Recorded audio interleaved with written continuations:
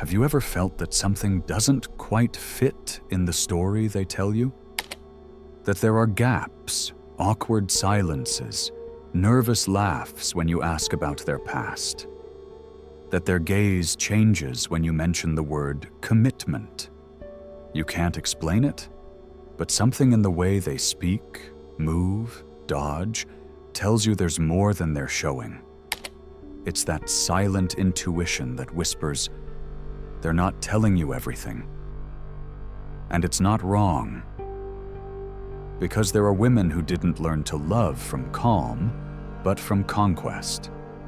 Who don't measure their worth by who they are, but by how many desire them.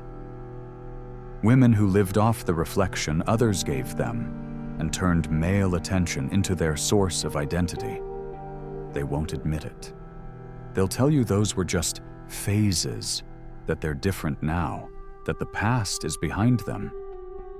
But the body doesn't forget what the mind keeps quiet. Habits leave invisible scars, and the way a person relates to desire reveals more than what their mouth confesses. There are signs that don't lie, looks that last a second longer than normal, male friendships that never fully fade, stories told with nostalgia, disguised as freedom, body language that still seeks approval even when no one is watching, photos that are too curated, too overthought to look natural, a past that never quite closes, even if she swears she's over it. She'll tell you she was young, that she was experimenting, that there's nothing wrong with it. And in part, that's true. But there's an abyss between living experiences and building your self-esteem on them. When other people's desire becomes the mirror in which a woman recognizes herself, the reflection never stops demanding more. More attention, more conquest, more validation. And when someone comes along who offers stability, respect, commitment, something inside her dims. Not because she doesn't value it, but because she doesn't understand it. She doesn't know how to love without needing to be desired by the whole world. The worst part is that this disconnect isn't noticeable at first. Quite the opposite.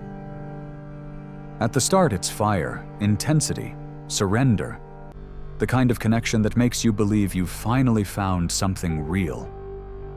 But that fire doesn't come from love. It comes from the urge to conquer. Once obtained, the flame goes out.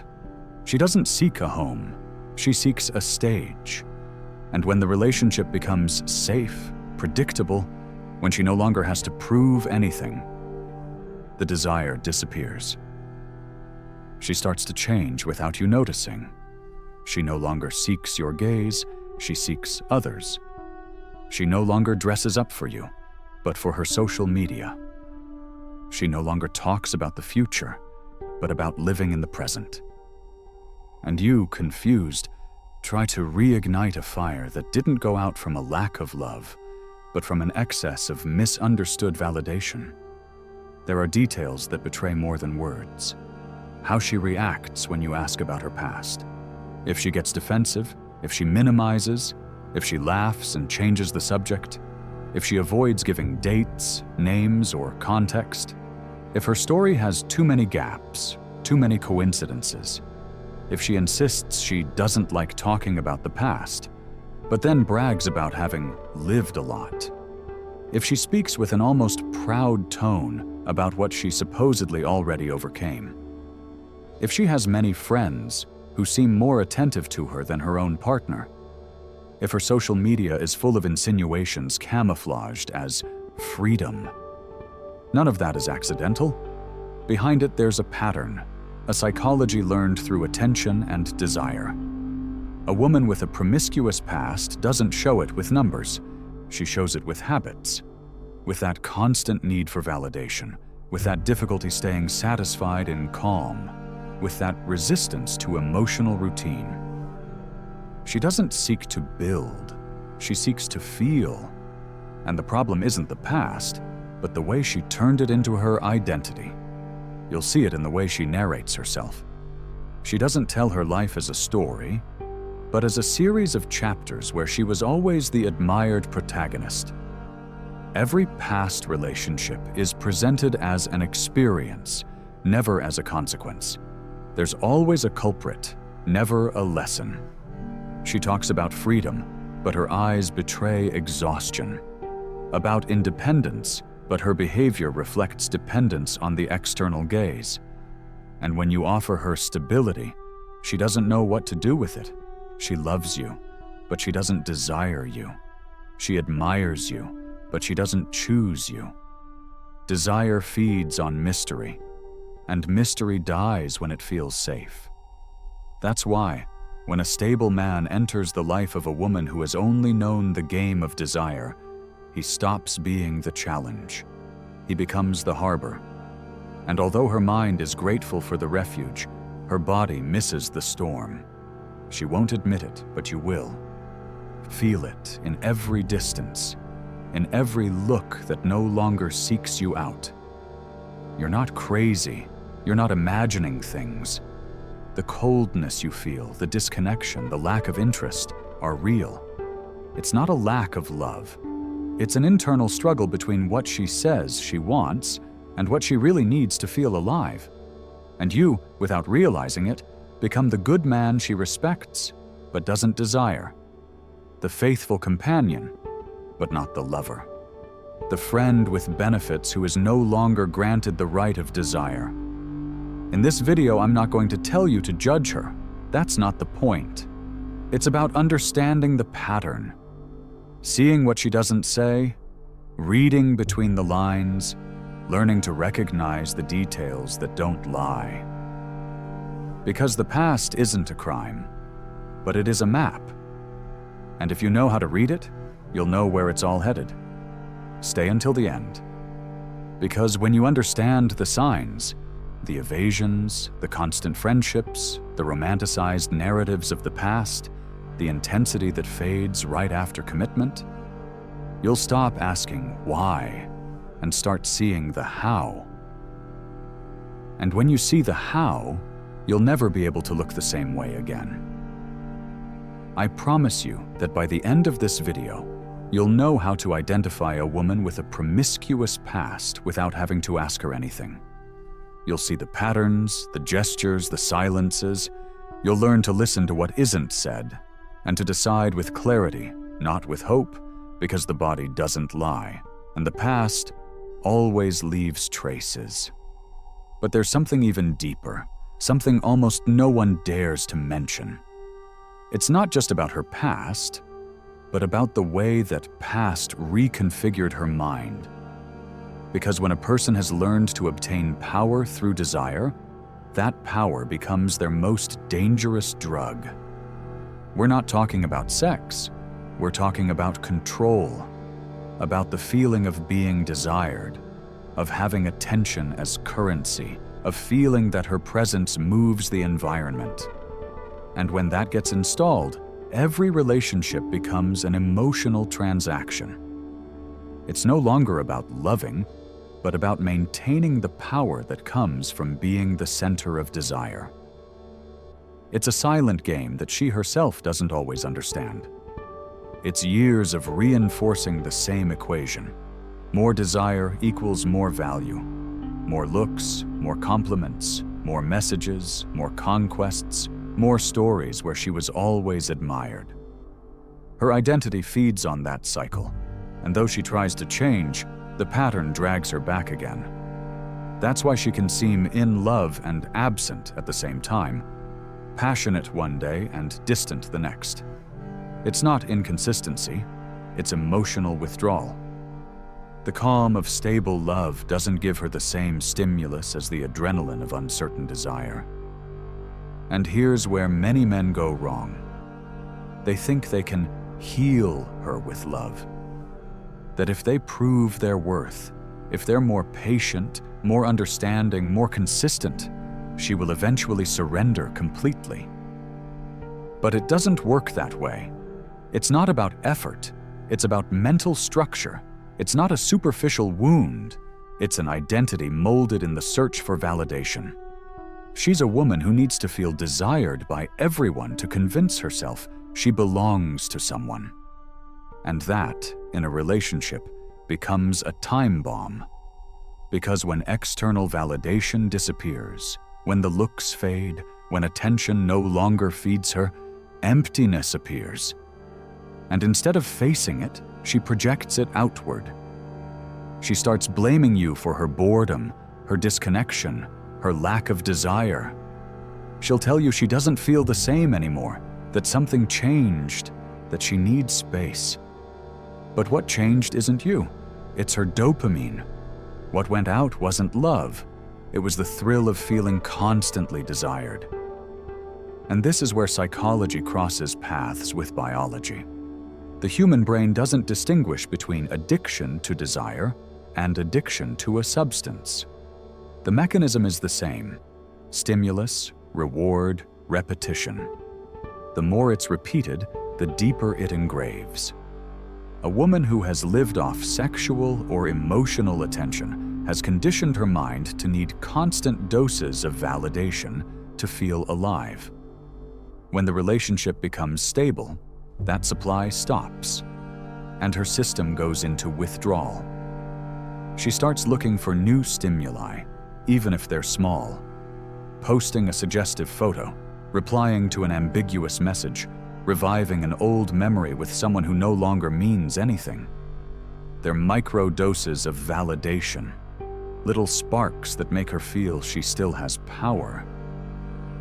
And you notice it, even if she denies it. You notice that subtle change in her eyes when the phone buzzes, that glow that doesn't appear when she looks at you. You notice how her tone changes when she talks to certain friends, how she justifies behaviors she never even mentioned before. It's not malice, it's dependency. She can't let go of the habit of being observed, and the more you confront her, the more she hides, because her ego needs to protect the image of the different, mature, honest woman. But behind that disguise, there's a void begging to be filled. And here comes the cruelest part. That kind of woman doesn't want to lie to you, but her identity is so intertwined with the need for validation that she doesn't know who she would be without it. She clings to the discourse of sexual freedom, independence, the woman who does what she wants. But that narrative is nothing more than a sophisticated way to justify an emotional habit. Because real freedom isn't doing whatever you feel like, but not needing it to feel alive. That's why, even if she swears she's changed, her gaze betrays her. The way she walks into a room still seeks attention. She doesn't do it consciously. It's a learned reflex. And when a woman has learned to exist through desire, even instability she will keep provoking. Not to betray you, but to avoid disappearing. I'll put it directly. You can't build intimacy with someone who fears silence, because silence reminds her that there are no more spectators, no more applause. And if there's no applause, she feels she has no worth. A relationship with a woman like this is like sharing a stage with someone who doesn't know when the play ended.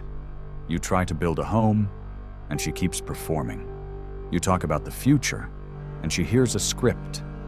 You love in calm, and she needs chaos to feel. But there's a point few are able to see. Not every woman with a promiscuous past is lost.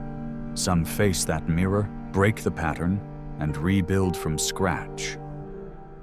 They're the ones who have felt the emptiness of validation and decided to look at it without adornment. Those who accept that their desire was tied to power, but no longer want to remain enslaved by it. They're rare, but they exist. And you can tell.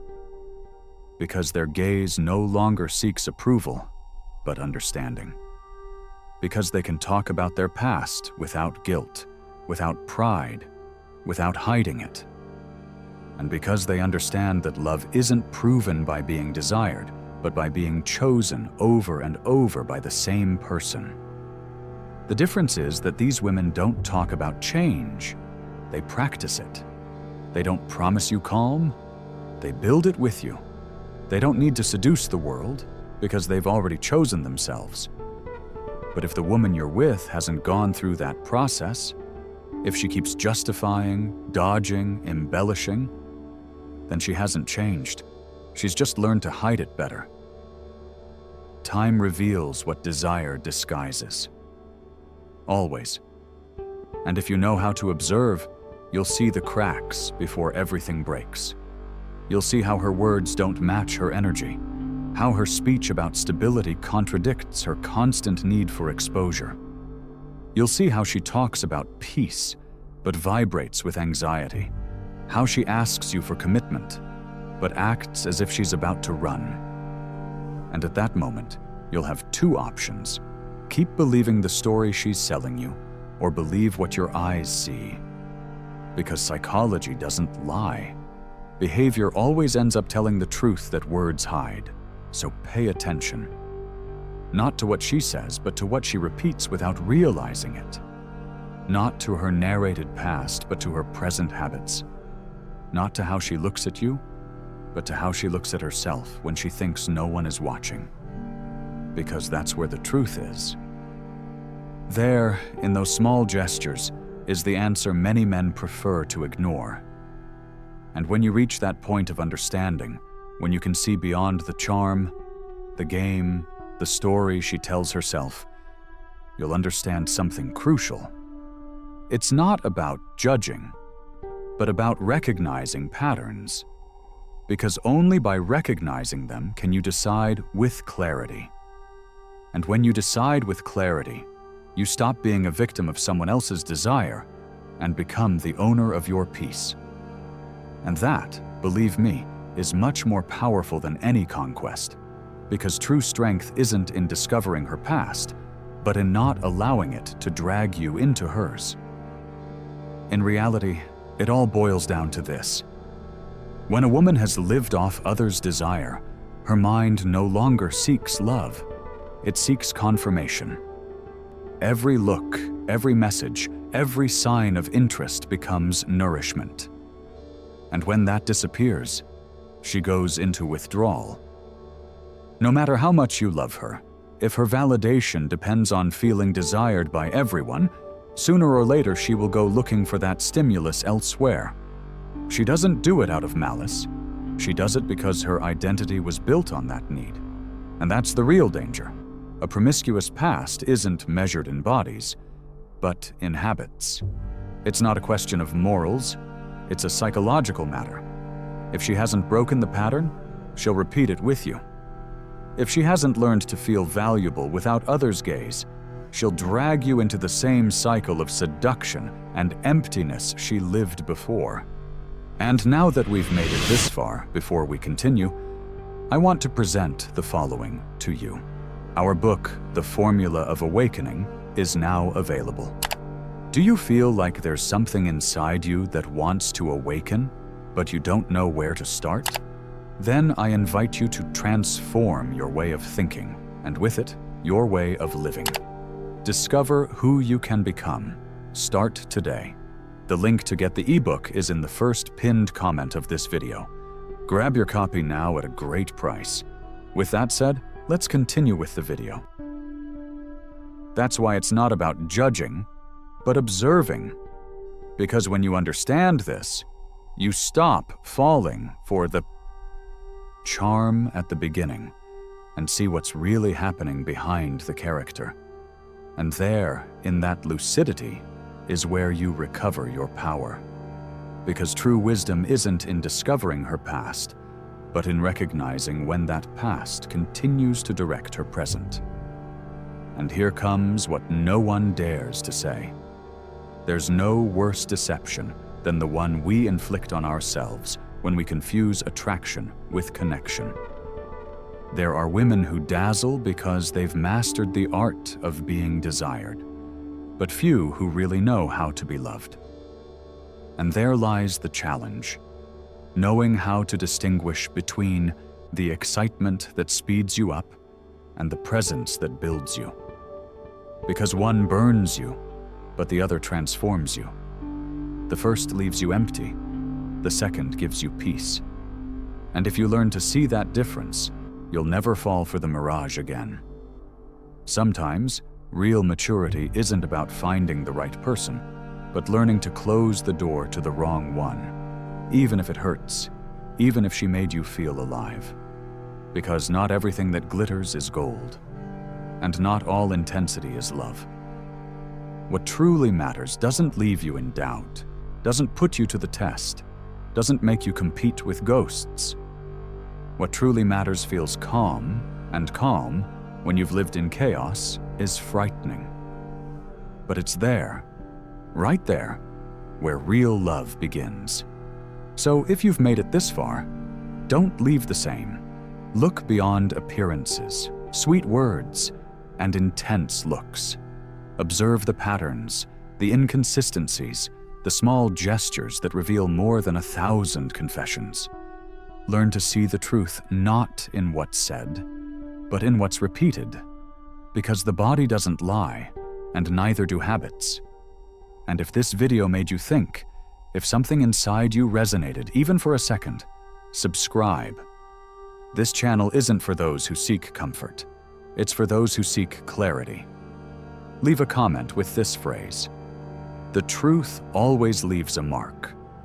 I want to see how many of you are ready to see without illusions. See you in the next video. But be careful, because once you truly start to see, there's no turning back.